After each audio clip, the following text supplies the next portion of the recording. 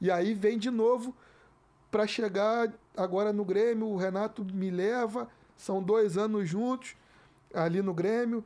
E aí eu tenho a oportunidade de trabalhar de novo como um treinador interino em 3 jogos. E a gente joga contra o Botafogo, empata, joga contra o Fortaleza, ganha, e joga contra o Flamengo e ganha. Aí, pô, te dá... Deu azar de ganhar tudo aí, a gente foi bem de novo. Pô, e assim, tu pegar o Flamengo. Ah, era um misto do Flamengo. É o Wesley que tá aqui, que todo mundo quer. É o Davi Luiz, que todo mundo quer. É isso mesmo. É o Alcaraz, que todo mundo quer. E todo mundo, mas é o reserva. Pô, vai lá pegar o Alcaraz, o Wesley, Ayrton Lucas, Davi Luiz. Vai lá. Vai lá, corre atrás dos caras. Pensa que é fácil, Lohan. Os caras não valem nada. Não tem qualidade. Não, isso é coisa de quem não sabe o que tá falando. Aí ganhamos do Flamengo com todos esses jogadores, pô, incríveis que o Flamengo tem. Empatamos com o Botafogo, que era o líder da competição. E pegamos o Fortaleza de novo com o trabalho do Vojvoda, que é fantástico. E a gente ganha do Fortaleza de 3-1 também com autoridade. E assim, são coisas que vão me dando de novo experiência para próximos. Claro, para próximos trabalhos. E assim, eu tenho 8 jogos como interino e até agora nenhuma derrota. Caraca, tem na Série A. Não, eu tenho 1 na Série B, que foi eu tava no Vasco. Ah, é? Eu tenho 4 no Flamengo, 3 no Grêmio e 1 no Vasco. Daqui a pouco tu vai estar naquele bagulho da UEFA. É verdade. Ainda tem um amistoso no Flamengo que eu não tá contando. Não tô contando, mas também ganhamos. Mas tem que contar, pô. Os caras contou gol e pelada, pô. O PV é testemunha que o PV pegou um pênalti aos 49 do segundo tempo. Pra garantir teu bicho.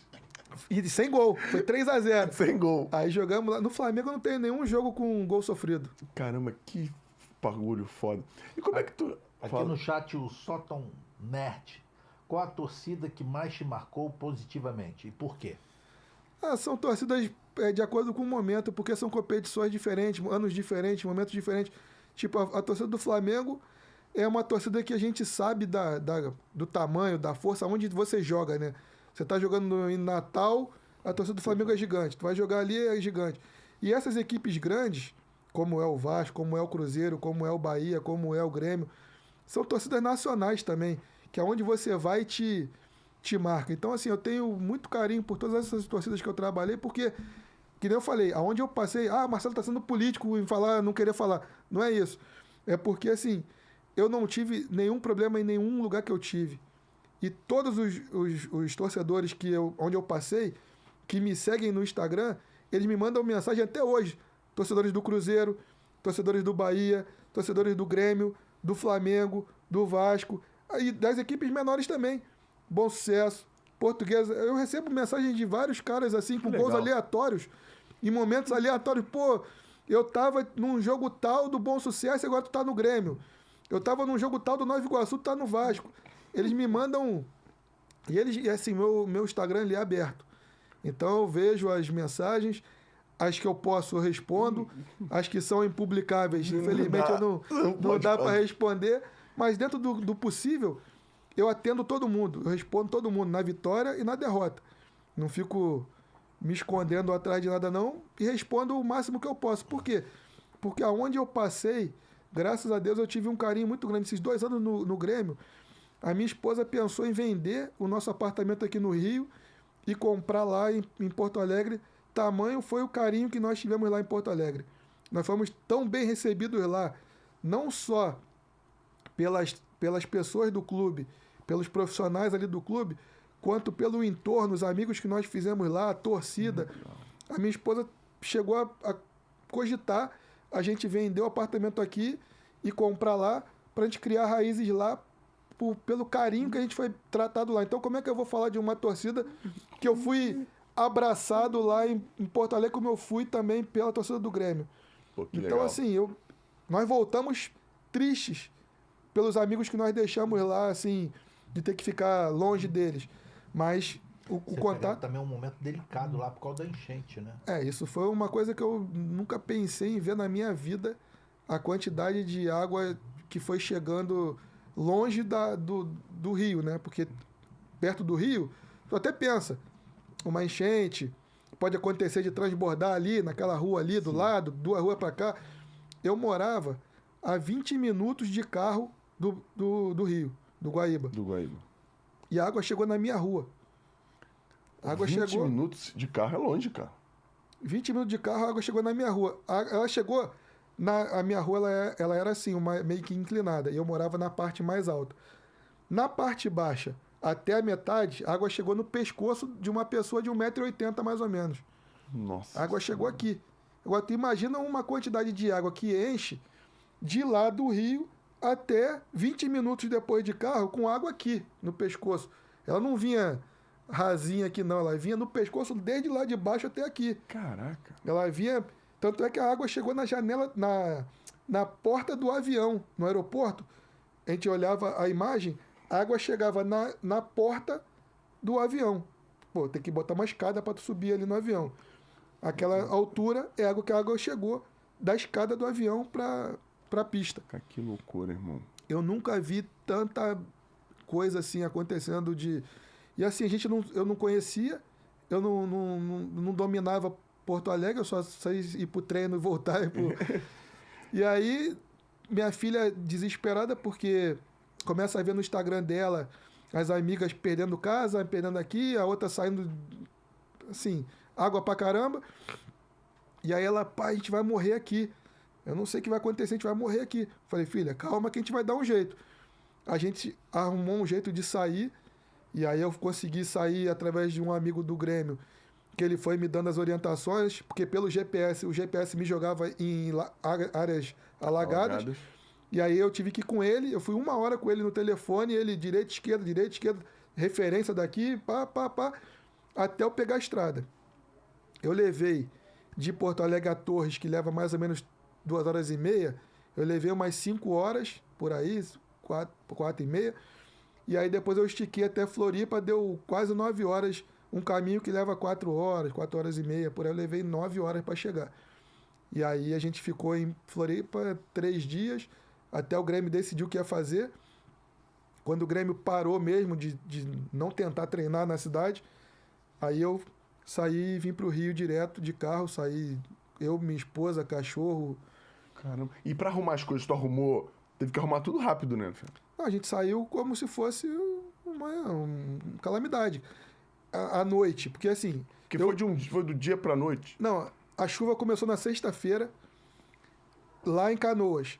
E ela veio vindo para Porto Alegre. Aí sábado, o que eu fiz na sexta-feira? Eu já fui no mercado, quando eu vi que tá tendo muita chuva, eu falei, vai faltar luz. Vou comprar já um pouquinho de água aqui, uma comida. Não vou comprar negócio de geladeira, porque eu sei que vai faltar luz. Já imaginei isso. Vou encher o meu tanque e vou ficar aqui parado esperando. Que eu já vi a quantidade de água que estava caindo. Porque já vinha chovendo desde de quarta-feira, mas sexta foi o dia que dilúvio. Sábado, o dia inteiro de chuva, e domingo parou um pouco. Aí eu falei, pô, agora vai parar, vai escoar a água. Aí domingo, lá em casa, na minha casa, faltou luz e faltou água. Aí eu falei, tá ficando ruim. E aí eu ficava, a minha rua, eu conseguia botar a cabeça assim na janela e ver essa parte que estava alagada. Estava alagada já no início da rua, no pescoço. Mas não estava no meu quarteirão, porque era assim, o primeiro, o segundo, era o terceiro quarteirão. O primeiro já estava com água e estava vindo para o segundo. De domingo para segunda, a água já chegou do segundo para o terceiro. Já estava assim na canela do meu quarteirão. Eu falei, pô, vai encher. Fui lá, peguei o carro, já botei fora, contactei esse amigo. Aí falei para ela, falei, ó, arruma uma mochila, bota umas coisas básicas aí, porque como a gente tinha coisas nossas no Rio aqui, entendi. Então era só um básico, porque minha casa lá era mobiliada, então só tinha roupa lá, não tinha nada meu de móveis. Então peguei o básico, roupa, um short, um tênis e tal, pra gente poder ficar em Floripa, porque se desse certo, eu botava elas no avião lá em Floripa, elas vinham pro Rio e eu voltava para Porto Alegre. Só que como deu errado, veio todo mundo pro Rio. Então a gente levou um pouquinho de coisa só e pro Rio a gente ficou. E nisso ela ficou aqui 2 meses até ela poder retornar para lá com a minha filha de volta. E quando elas voltaram, a gente já estava em São Paulo e começou a nossa peregrinação, né? A gente foi para São Paulo, Curitiba, Chapecó e ficamos 40 dias rodando de hotel em hotel até a gente poder voltar para Porto Alegre, e ainda com condições ainda mais ou menos, porque a gente voltou para Porto Alegre, mas não tinha arena ainda. A gente treinava no CT, mas jogava em Caxias. Treinava no CT, jogava em Criciúma, jogava em Chapecó. A gente não conseguiu jogar na arena. A gente foi jogar na arena algum tempo depois que a gente ainda voltou para Porto Alegre. Então foi assim, um período muito difícil que a torcida comprou a ideia assim no primeiro momento, mas depois a própria imprensa não entendeu que aquilo ali atrapalhou uma sequência do nosso ano. E aquilo ali, quando aconteceu, o Renato mesmo explicou que aquele problema da enchente iria atrapalhar a nossa sequência, mas as pessoas depois começaram a avaliar só desempenho e derrota e esqueceram o que foi o que aconteceu, né, durante o ano e que levou até aquilo ali. Então foi um ano difícil, foi um ano desgastante para a gente, para nós todos, né, atletas, comissão, porque foi desgastando pela parte de cobrança de uma coisa, porque o Inter, eles diziam que o Inter também passou por isso, só que o Inter não passou por isso. Eles voltaram um pouco antes, eles tiveram o Beira-Rio antes, eles tiveram algumas coisas que nós tivemos lá. Não, então, e se eles tiveram vantagem, se eles conseguiram sair disso bem, o mérito é deles, porque porque o normal é você ter dificuldades. Sim, mas as situações elas não são iguais. Entendi. Porque a gente voltou depois deles a jogar em Porto Alegre, a gente voltou depois deles a Porto Alegre para treinar. Eles voltaram antes. Por quê? Porque o Beira-Rio e o CT deles foi menos prejudicado? Não, porque assim, o CT do Inter, ele é colado é o suplementar, ele é colado no Beira-Rio mesmo. Sim. Mas a base deles é num outro lugar lá. É distante. E a nossa é em Alvorada. E a nossa é em Eldorado. Então a nossa base foi tão atingida quanto o nosso CT. Então os dois CTs do Grêmio foram atingidos. O do Inter atingiu só o profissional, o da base não. Entendi. Então o que eles fizeram? Foram treinar no CT da base. Entendi. Que é num lugar mais distante, mas que não foi afetado pela chuva. Entendi. E o nosso não, o nosso acabou. A cidade de Eldorado ali da base nossa do Grêmio foi devastada. Condomínios maravilhosos. Os jogadores moravam lá, perderam casa, perderam um monte de coisa. Porque aquela parte é na beira do rio mesmo. E foi uma das áreas mais afetadas. O pessoal saiu de barco. Saiu de lá, foi resgatado de barco. E aí, jogador saindo de barco, jogador grande saindo de barco. E aí, a gente teve essa dificuldade de ter que voltar para treinar. Não tinha onde treinar. Se os nossos dois CTs estavam comprometidos, os CT das outras equipes também menores comprometidos. Não tinha para onde ir. Tinha que ficar fora. Ficar fora, verdade. E aí E mó galera não sabe disso, tá? Eu, por exemplo, não sabia disso. E a gente ficou fora. E assim, o Corinthians nos abriu as portas, foi um parceiro. Depois que nós saímos de lá do Corinthians, o Curitiba foi um parceiro que nos ajudou. Depois o Atlético Paranaense foi outro parceiro que nos ajudou. Mas a gente tinha restrições de movimentos, porque a gente jogava em Curitiba, não podia treinar fora do Atlético e do Curitiba. Aí quando a gente teve em São Paulo uma pré-temporada para poder fazer alguns jogos da Libertadores, mas a gente tinha que jogar em Curitiba.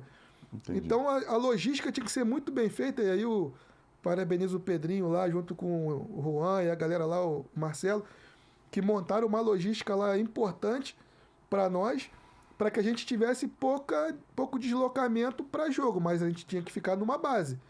E a base primeiro foi São Paulo, porque era perto de Guarulhos ali o campo do Corinthians, e a gente estava num movimento de aeroporto rápido, Guarulhos é 24 horas, e depois levou a gente para Curitiba, que também tinha um aeroporto que tinha um tempo maior de abertura, e a gente treinava nos dois CTs que tinha uma estrutura muito boa do Curitiba e do Atlético, e a gente jogava no Couto. Então foi o que deu para fazer.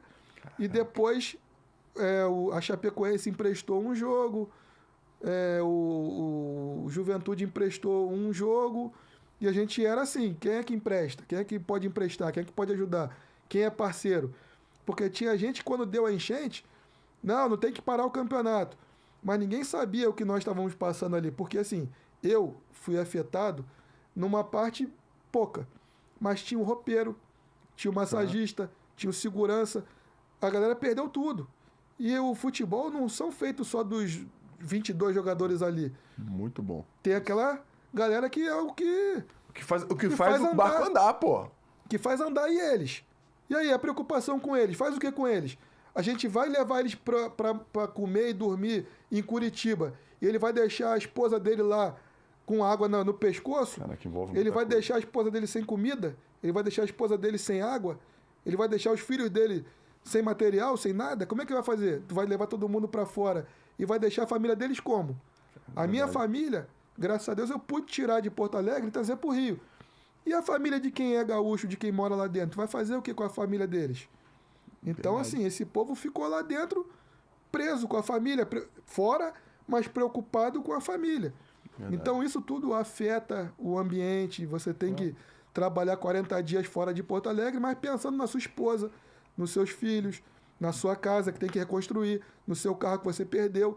E isso é um processo que não demora um tempo. E você às vezes fica traumatizado. Eu mesmo, que não tive impacto gigante nisso, eu fiquei um pouco assim impactado. Quando chovia, eu já ficava, pô, será que vai encher de novo? Será que vai encher de novo? Será que a gente vai conseguir chegar no treino? Porque o caminho até chegar lá tem os rios que passam ali. Será que vai subir? Será que uma galeria dessa vai transbordar?